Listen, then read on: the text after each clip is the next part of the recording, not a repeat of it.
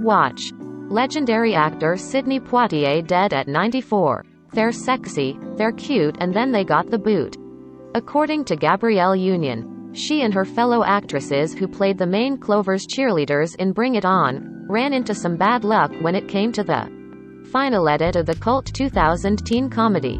On Saturday, January 8th, the actress posted on her TikTok a video showing film footage not seen in the actual movie, which includes scenes with her and the cheerleaders, led by Kirsten Dunst, got the majority of the screen time in Bring It On.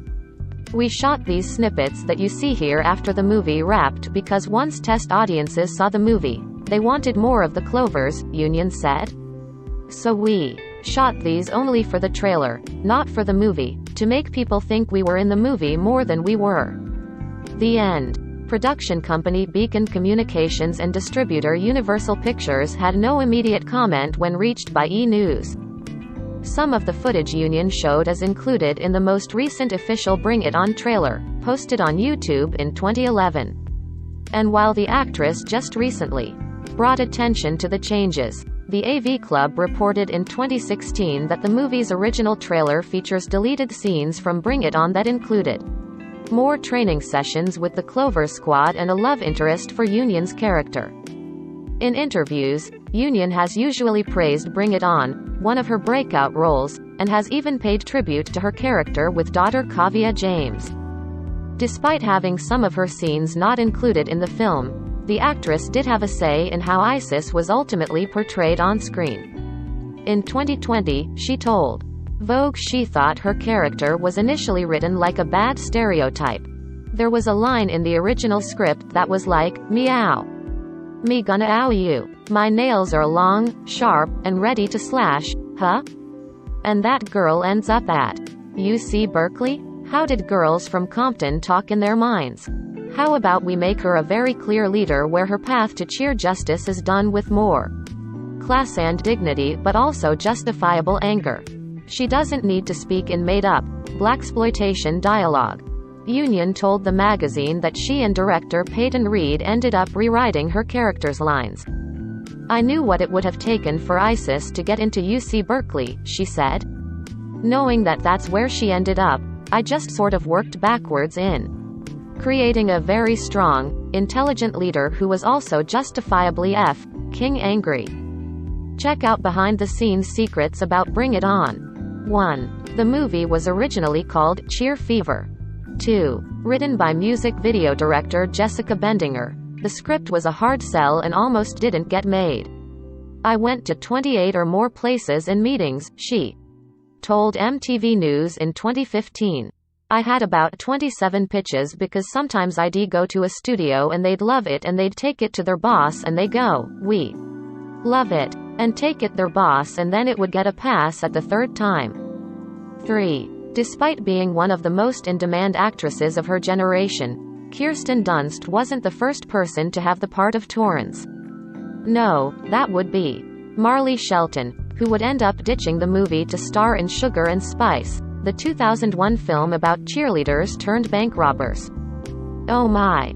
4. Dunst, who was 17 at the time, was always a top choice for the producers, though she had turned them down several times before finally taking the part. After shooting depressing, bad indie film, she told MTV News, "I read it and was like, oh, this is a fun movie." 5. The inspiration for Gabrielle Union's Isis, the captain of the East Compton Clovers, was Michael Jordan, NBD. And Reed revealed to BuzzFeed that Union was instrumental in finding the character's voice. "We worked a lot on her character when we were doing revisions for the script," he said. 6. There was a very pointed reason Union, who had previously appeared in teen hits 10 Things I Hate About You and She's All That, signed on to the movie. "The cheerleading movie I wanted about bank robbing, Sugar and Spice. They didn't want to go black on any of the characters," she revealed to MTV. So it's interesting, the group that didn't want to commit to diversity didn't seem to do well and the movie that was about righting the wrongs did well, and that included diversity. 7. James Franco and Jason Schwartzman were just two of the actors who read for Cliff, Torrance's edgy rocker love interest.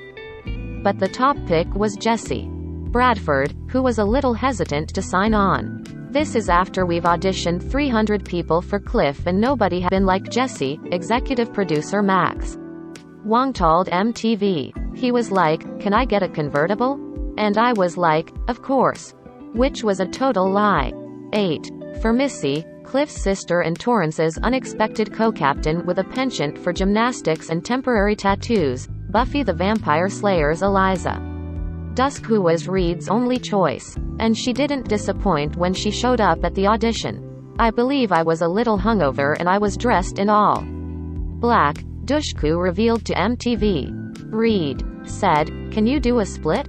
And I said, "I don't know, let me try," and I popped into a split right there and thought, hey, maybe. You know, that's cool. 9. The members of the R. Audition necessary. We were at the height of our career, DeVoe told The Observer. And we were represented by Johnny Wright and Lisa Lopez. She was our mentor and had creative control. We were hot and they reached out to us. Because it was their film debut, they turned to Union for guidance. It was their first time acting, period, Union explained to MTV.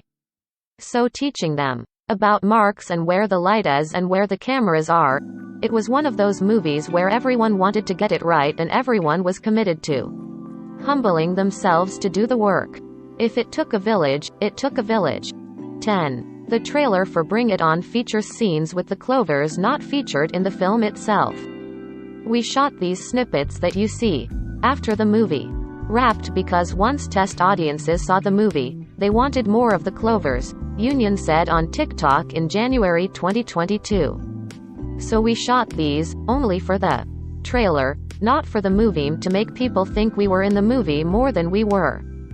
11. One of the movie's most iconic scenes, the teeth-brushing flirtation between Torrance and Cliff, wasn't in the original script, but was inspired by a real-life moment. I remember just studying him and what he was doing, and it was not very cute, writer Bendinger explained to MTV of her own awkward bathroom encounter with an unnamed suitor. I remember sitting in my apartment and I was like, what about this? But Dunst improved one key part. Kirsten came up with a great thing about shielding the side of her mouth from him when she's spitting, which I thought was just great, Reed spilled. That was all Kirsten. 12. Most of choreographer Sparky Pilastris' lines were improvised on the spot by actor Ian Roberts and Reed, who told BuzzFeed, that role in the original script was funny but thin and stereotypical. The spirit fingers, however, were scripted. 13. Several of the cast members were arrested in Juana during filming, including Dushku and Bradford. They were on the beach drinking and got arrested and got thrown into Mexican jail, Wong revealed to MTV News. I want to go on the record and say no producers came and bailed us out, Dushku clarified. There may have been an incident in TJ one weekend, but we got ourselves out of it. I got us out of it and there was no producer bailing out happening. 14. Most of the cast went through a 4-week cheerleading boot camp prior to filming. Not only did we have to learn the dance routine and the cheers, but we also did all our own stunts, Nicole Bilderback, who played Toro's member Whitney, told Bustle. So we had to learn the pyramids. We had to build up strength for that. We had to learn all the tosses. We learned all that stuff. So it was 8 hours a day, and we'd get a lunch break. It was tough. It was a lot of work.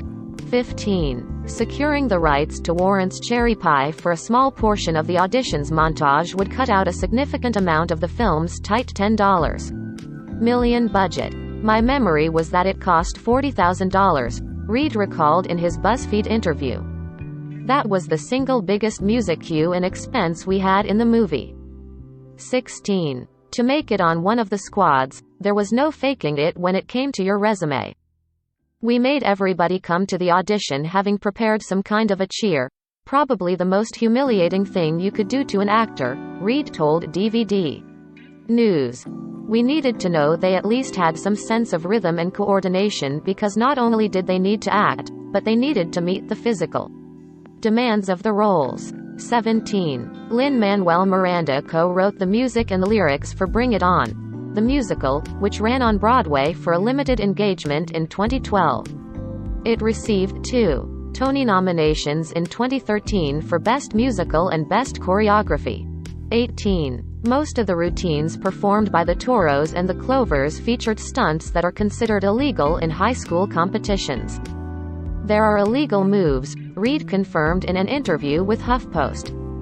There are some collegiate moves in there that are not high school moves, that would probably be disqualified. At the time, when we were making the movie, if one of these things came up, we erred on the side of what works dramatically or what worked best for us visually.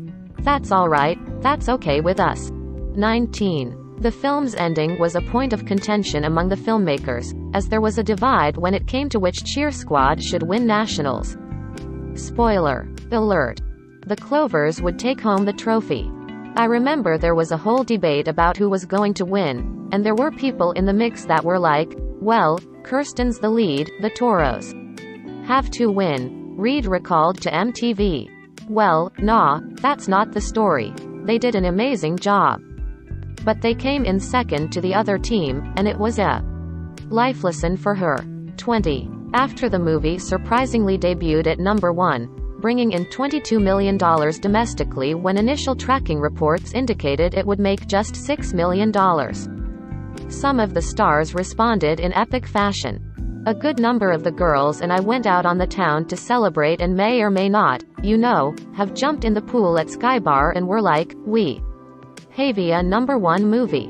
Dushku revealed to MTV. 21. The DVD includes an alternate ending that finds Torrance and Isis both attending UC Berkeley and on the cheerleading squad together.